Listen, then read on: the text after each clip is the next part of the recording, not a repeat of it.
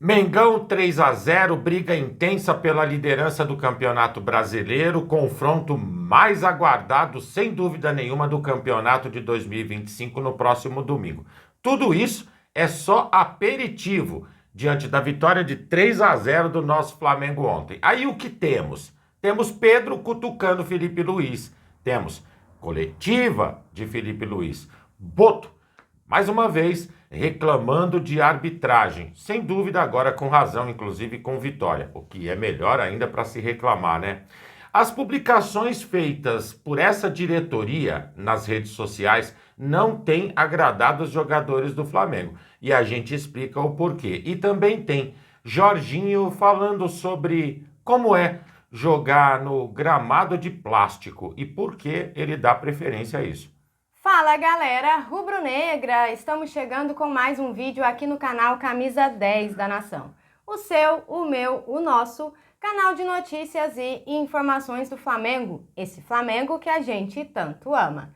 Mas antes de começarmos com as notícias, gostaríamos de pedir a você que acompanha o nosso canal e ainda não é inscrito, para se inscrever aqui embaixo no botão inscreva-se, ativar o sininho da notificação, porque assim, sempre que postarmos um vídeo novo, você será notificado e, claro, deixar também o seu like e o seu comentário, porque isso ajuda demais o nosso trabalho e é muito importante para nós. E como sempre falamos, é rapidinho, galera. Papum. E deu. Assim é. Bom, bora começar então com as notícias. Ontem no Newton Santos, Pedro aos 39 fez o gol de abertura do Flamengo, que sem dúvida nenhuma abriu também a porteira para entrar mais gols no segundo tempo. 300 jogos com a camisa do Flamengo, ranqueado aí entre os 10 primeiros artilheiros do Flamengo na história, ou seja, números totalmente favoráveis ao nosso camisa 9, não é, galera? Pois é.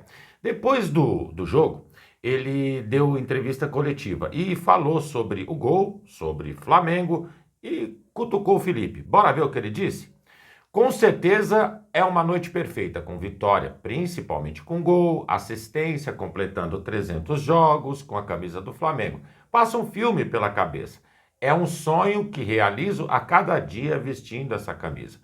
E poder concluir o jogo que foi gratificante demais, agradecer aos companheiros também todo o esforço que toda a equipe teve. Jogamos um bom futebol e saímos vitoriosos. O restante é mais ou menos já voltado ao jogo contra o Palmeiras. Sem dúvida, semana importante em confronto direto com o Palmeiras. Claro que tem muito campeonato pela frente, não é só Flamengo e Palmeiras que podem ganhar. Mas a gente está ali na briga. No final, vem o que realmente chamou a atenção, a cutucada que ele deu no Felipe Luiz. É importante ter sequência para desempenhar bem, ouviu, Felipe? Entrar em um jogo e não no outro, às vezes, acaba tirando a sequência. Mas a gente tem que focar, além do coletivo, no individual, manter a cabeça boa e aproveitar a chance que tem, independente de 10 ou 15 minutos. Ainda mais eu, atacante, quero estar sempre em campo para ter essa sequência. Estou feliz por começar jogando, fazer gols e espero assim até o final da temporada. Aí que foi que o Felipe disse? Bom, a gente vai falar sobre isso, né, galera? Após o jogo, o Felipe deu ali a coletiva e ele elogiou o Pedro, que abriu o placar e deu uma assistência para o segundo gol, mas ele preferiu não cravar o centroavante como titular e soltou aquela frase que ele adora repetir em todas as coletivas: o campo fala. O Felipe destacou que o Pedro vive um ótimo momento e vem se dedicando muito nos treinos. Ele disse assim: o Pedro é um jogador top, todos conhecemos, mas o mais importante é a equipe. Hoje ele fez tudo pela equipe, ajudou em todas as fases do jogo e fez 2 semanas excelentes de treinamento. Está muito bem e o campo fala. Está em um grande momento e esse Pedro é o que todos queremos. Quem mantém eles no campo são eles mesmos. Na saída de campo teve aí essa fala do Pedro. O Felipe disse que entende o que o Pedro comentou, mas reforçou que ninguém tem vaga cativa no time, nem mesmo os jogadores mais vitoriosos do Flamengo. E ele afirmou o seguinte: tenho sempre que pensar no que é melhor para a equipe, acima de qualquer interesse pessoal meu ou dos jogadores. Bom, galera, questionado sobre deixar o ataque tão consistente como é a defesa do Flamengo, o Felipe disse assim: vocês falam do Bruno como se ele não soubesse fazer gol e não tivesse números no Flamengo. Para mim, o mais importante é a equipe. Se eu acho que em um jogo determinado tem que jogar o Bruno e não o Pedro, ou os dois e não o Arrascaeta, eu vou tomar essa decisão. Vocês estão livres para criticar o treinador da forma que quiserem. Ganhando ou perdendo, sou eu que vou botar a cara aqui. Então, vou continuar com as minhas convicções até o fim. Tudo bem, a gente respeita, né? Ele adora repetir essa frase, né? O campo fala. E ontem até rolou uma pergunta bem afiada de uma jornalista. Infelizmente, peço até desculpas, não vou lembrar o nome dela aqui agora. Mas ela perguntou mais ou menos assim, galera. Felipe, você sempre diz que o campo fala. Samuel Lino não vem apresentando boas atuações. O que ele está falando para você que nós não enxergamos? Essa foi bem no coração, né? E o Felipe respondeu assim, galera. Quando eu digo que o campo fala para mim, pode ser que ele fale diferente para vocês. Porque o Lino faz exatamente o que eu peço para ele. E muitas vezes vai ter jogos abaixo sim, como o Pedro, o Arrascaeta e o Luiz Araújo também tem. Enquanto o jogador estiver fazendo o que o treinador pede e eu achar que ele está melhor que os outros para desempenhar, vai continuar jogando. Enquanto não tiver essa concorrência interna e eu achar que ele é o melhor, vai continuar. O importante é que o Samuel faça o que eu peço. Enquanto fizer isso, vai ter a minha confiança e eu vou defender ele sempre. Pode ser que esteja mal para vocês, mas para mim está fazendo exatamente o que eu quero. Galera, sinceramente, sem críticas ao Samuel Lino, tá? Mas eu não consigo ver ou entender o que o Felipe Luiz está pedindo para ele. Sério, caiu demais o rendimento desse jogador dentro de campo. Erra o cruzamento, cai no chão, não mata a bola. A verdade toda, fora a brincadeira, galera, é a seguinte. Talvez o Felipe entenda que, taticamente, tanto o Bruno Henrique quanto o Samuel Lino correspondam às expectativas do que ele necessita. Mas, tecnicamente, tanto um quanto o outro está muito abaixo do que eles podem apresentar. Talvez seja exatamente isso que Sim, o Felipe peça, né? com certeza. Jogue a bola lá no Cristo Redentor. Seguindo com as notícias, uma coisa que é diferente da gestão Rodolfo Landim para a gestão BAP é a parte de marketing do Flamengo e redes sociais. O tom mais ponderado adotado pela gestão anterior se contrapõe ao tom totalmente agressivo, piadista da gestão atual. Em dados momentos, a Ju, que está muito enfronhada nas mídias sociais, traz uma piadinha ou outra que o marketing faz com relação a jogos ou adversários. Isso faz com que, na minha opinião, o Flamengo erre. Por que erra? Porque o Flamengo não tem que se nivelar a ninguém, principalmente quando são times em decadência ou que não tem significância nenhuma na nossa história. Exemplo foi retruque a Vasco da Gama, retruque a Botafogo.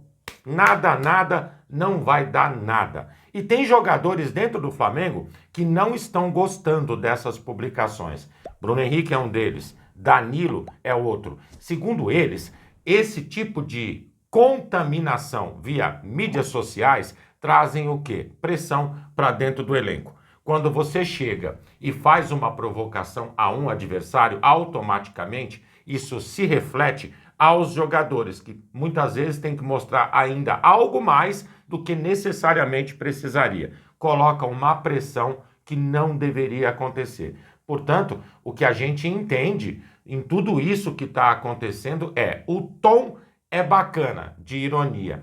Porém, os jogadores não curtem essa ideia.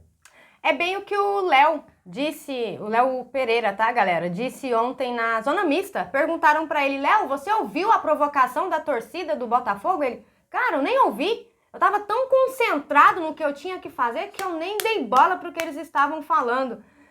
A gente entende o que o marketing está fazendo, né? Que é bacana movimentar as redes sociais, mas tem determinadas coisas que realmente é melhor deixar para lá. Não, e tem um lado curioso. Isso tem gerado engajamento, principalmente para Flamengo TV. Sim. Bacana? Sim, bacana. Mas a linha pro time entendo como errada. Não é assim que o Flamengo tem que buscar engajamento, mas sim sendo superior. E quando a gente é superior, a gente dá tapa com luva de pelica. É com inteligência. Ponto.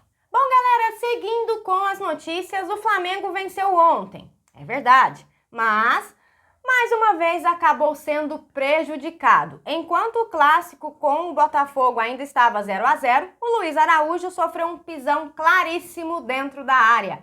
Claríssimo! Só que o árbitro Alex Gomes Stefano simplesmente virou a carinha e ignorou o que aconteceu.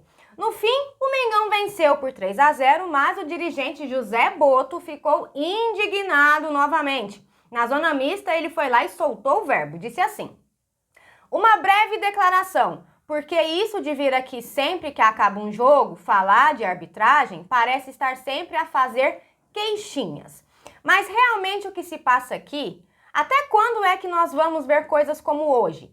De um pênalti claríssimo sobre o Luiz Araújo que o árbitro pode não ter visto, mas o VAR não fez nada, não chamou. Nós gostaríamos de uma explicação e eu não vou me calar enquanto o Flamengo é prejudicado dessa forma. E ele continuou. O resultado depois foi bom, mas podia não ter sido por conta de um pênalti que é claríssimo. E depois há também uma entrada sobre o Emerson Royal, que é passível de chamada do VAR para dar o cartão vermelho. E o VAR não chama. Até quando é que isso vai acontecer? Até quando é que alguém nos vai explicar o que se passa? Até quando? Ele ficou muito revoltado, tá, galera? Aí, a CBF ainda ontem divulgou o áudio da análise do VAR desse lance em questão. No material é possível ouvir que o auxiliar afirma que há um pisão de Alan no pé de Luiz Araújo dentro da área. Vamos ver como foi essa conversa?